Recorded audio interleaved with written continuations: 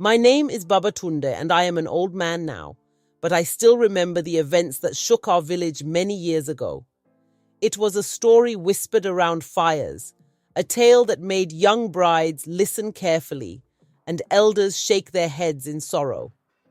This is the story of Nkem, the girl who ignored the warnings of her ancestors.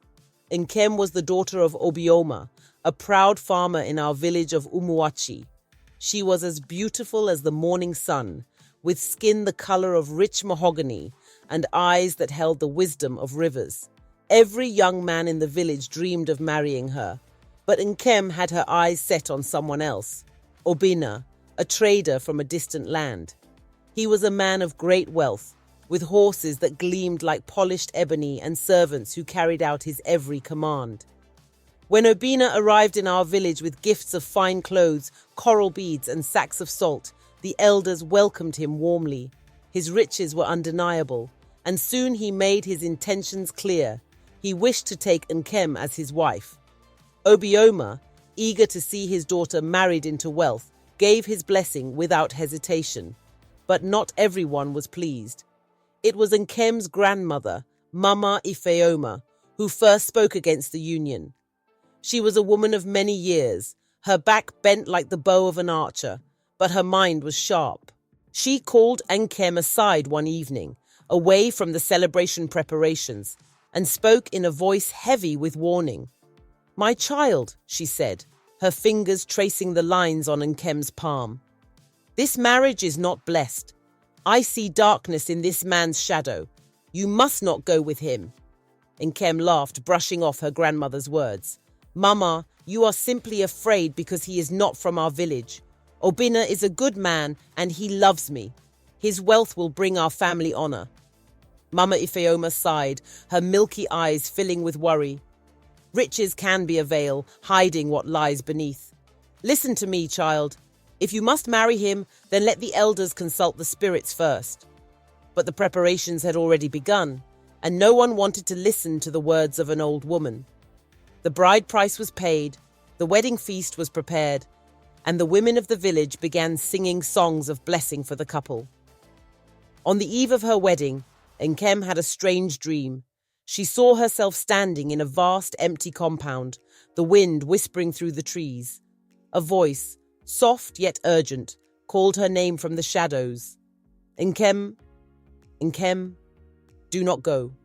She woke up in a cold sweat but shook the feeling away. It was just a dream, nothing more. The wedding day arrived and the entire village gathered to celebrate.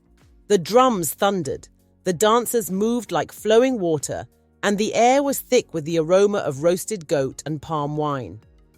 Nkem, dressed in a magnificent red wrapper, with beads adorning her neck and wrists, looked like a queen.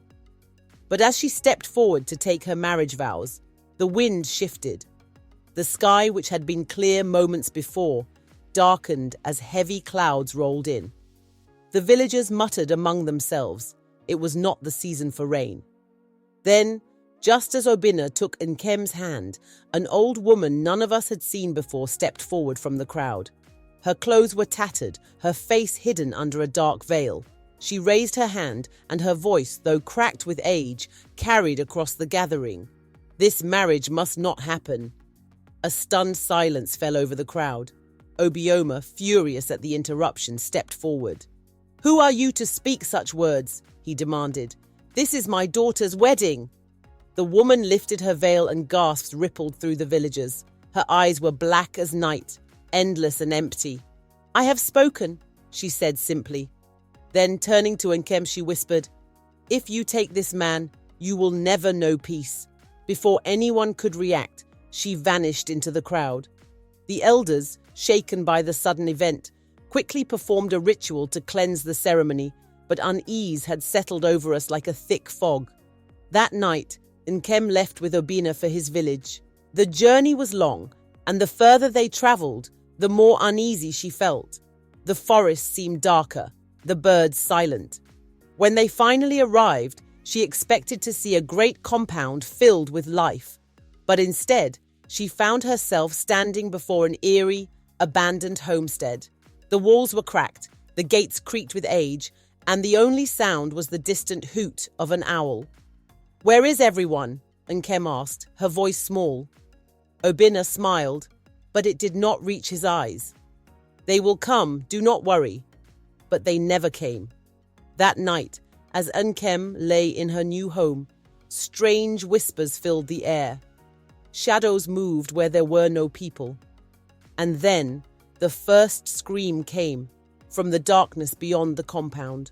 The next morning, she woke up to find deep scratches on her arms and legs, as if something had tried to drag her away in the night. She ran to Obinna, but he simply stared at her, his face unreadable. "You are my wife now," he said coldly. "You must accept your new home." Realization dawned on her too late. She had married into something unnatural. Days passed, and Nkem wasted away. She refused to eat, refused to sleep. Her beauty faded, and soon she was just a shadow of the girl we once knew. She sent messengers to her father, begging to be taken home, but none of them ever returned. Some say they vanished on the road, others claim the spirits took them before they could reach our village. One night Nkem fled. She ran barefoot into the forest, her breath coming in desperate gasps. The trees seemed to close in on her, the very earth conspiring to trap her. And then she saw it, the old woman from her wedding day standing in her path. "You were warned," the woman said, her voice like rustling leaves. "Now you must make a choice. Stay and perish, or leave and never return." Without hesitation, Nkem chose to leave. The old woman raised a hand, and suddenly the forest parted, revealing the road home.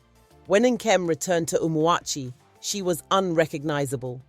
Her once radiant skin was dull, her eyes hollow. She fell at her grandmother's feet and wept, begging for forgiveness. Mama Ifeoma, with tears in her own eyes, held her close and whispered, "The ancestors never lie, my child." From that day, Nkem never spoke of what happened in Obinna's village.